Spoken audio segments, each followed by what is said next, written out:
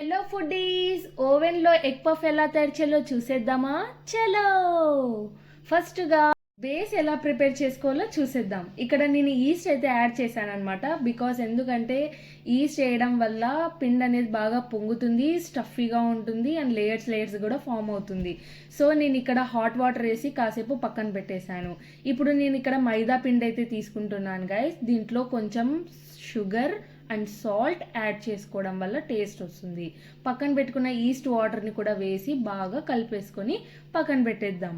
ఇది 30 minutes or 1 hour తర్వాత చూడండి ఎంత బాగా పొంగి వచ్చింటుందో పిండి. సో ఇంకా మెయిన్ ఇంగ్రీడియంట్ ఎగ్ అనమాట. ఎగ్ 15 మినిట్స్ బాయిల్ చేస్తే సరిపోతుంది. అలాగే ఇక్కడ ప్యాన్లో ఆయిల్ వేడి అయిన తర్వాత ఆనియన్స్ వేసుకొని బాగా మగ్గనిద్దాం. అలాగే గ్రీన్ చిల్లీ కూడా యాడ్ చేసుకొని ఇంకాసేపు మగ్గనిద్దాం. బాగా మగ్గిన తర్వాత మనకు మెయిన్ టేస్ట్కి సాల్ట్ అండ్ ఉప్పు, కారం, ధనియాల పొడి, పసుపు అండ్ కొత్తిమీర అల్లం పేస్ట్ కూడా యాడ్ చేసుకోవచ్చు. బాగా కాసేపు మగ్గనిద్దాం. చాలా బ్రౌన్ వచ్చేలాగా మగ్గనియద్దండి. వైట్గా ఉన్నప్పుడే బాగా ఆయిల్లో మగ్గనివ్వండి. ఇంకా ఈ స్టఫ్ని పక్కన పెట్టేద్దాం.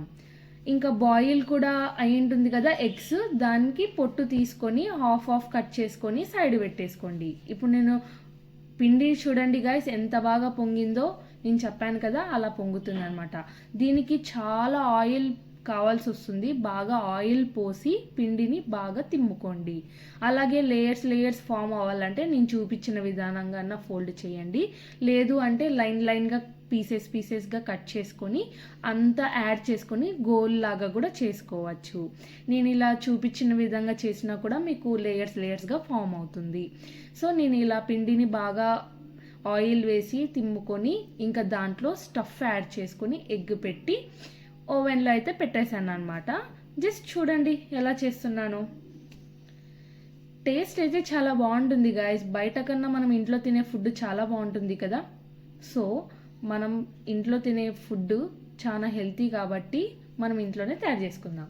ఓకేనా? మీరు కూడా తయారు చేసుకుంటారా లేదా? ఇక్కడ ఏమన్నా ప్రాసెస్లో డౌట్స్ ఉన్నా లేకపోతే ఏదన్నా సజెస్ట్ చేయాలనుకున్నా you just comment below. Comment చేయండి, ఏం పర్లేదు. నేనేం ఫీల్ అవ్వను. అలాని ఓవర్గా మెసేజ్లు పెట్టేద్దండి. నేను ఫీల్ కూడా అవుతా ఒక్కొక్కసారి. ఏం అవ్వనులేండి.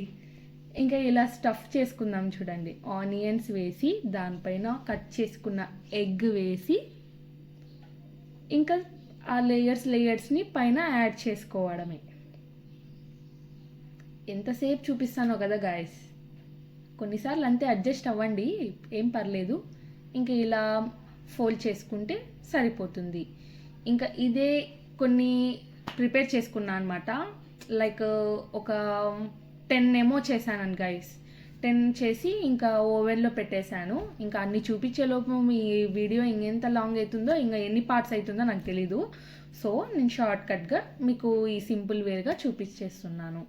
సో ఇలా చేసిన తర్వాత ఇంకా ఓవెన్కి ఒక ప్యాన్ ఉంటుంది కదా, దానికి ఆయిల్ యాడ్ చేసి ఇంకా పెట్టేసుకోవడమే. ఇంకా ఇది ఎలా కుక్ అయింది ఏం లేదు అనేది చూసేద్దాం. ఇక్కడ మా అమ్మ వింత ప్రయత్నాలు చేస్తుంది గాయస్. చూడండి, మా అమ్మ చేసిందంట.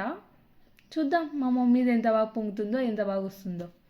ఇంకా ఓవెన్ హీట్ అయిన తర్వాత ఇంకా ఓవెన్లో ఒక 30 మినిట్స్ పెట్టుకుంటే సరిపోతుంది గాయస్. లేదు అంటే ఒక 40-45 మినిట్స్లో బాగా బేక్ అయిపోతుంది అనమాట. ఇంకా ఇక్కడ చూడండి ఎంత బాగుంది కదా, క్రిస్పీగా. చూడగానే తినాలనిపిస్తుంది కదా. ఏం పర్లేదు, మా ఇంటికి వచ్చేయండి ఎప్పుడో ఓ రోజు. బాగా హెల్ప్ చేసే వాటికి నేను బాగా చేసి ఇస్తానమాట. ఇంకా అంతే గాయస్, వేడివేడిగా ఎగ్ పఫ్ అయితే తయారైపోయింది. నా ఛానల్ని ఎంతమంది సబ్స్క్రైబ్ చేసుకోలేదో నాకైతే తెలియదు. వ్యూస్ అయితే వస్తున్నాయి కానీ సబ్స్క్రైబ్ అయితే చాలా తక్కువగా ఉంది. సో వెంటనే సబ్స్క్రైబ్ చేసుకోండి. ఇలా వీడియోస్ పెడితే అలా వచ్చేస్తాయి అన్నమాట. Bye foodies, have a nice day. Healthy food తినండి, బయట ఫుడ్ అవాయిడ్ చేయండి, హెల్తీగా ఉండండి, బాగా వాటర్ తాగండి అండ్ హ్యాపీగా ఉండండి. ఎలాంటి డిస్టర్బెన్స్ అయితే లైఫ్లో పెట్టుకోకండి, ఎంజాయ్ చేయండి. Bye foodies. ఇవన్నీ ఎందుకు చెప్తున్నాను అనుకున్నారా? లాంగ్ ఉంది అండి వీడియో. ఏం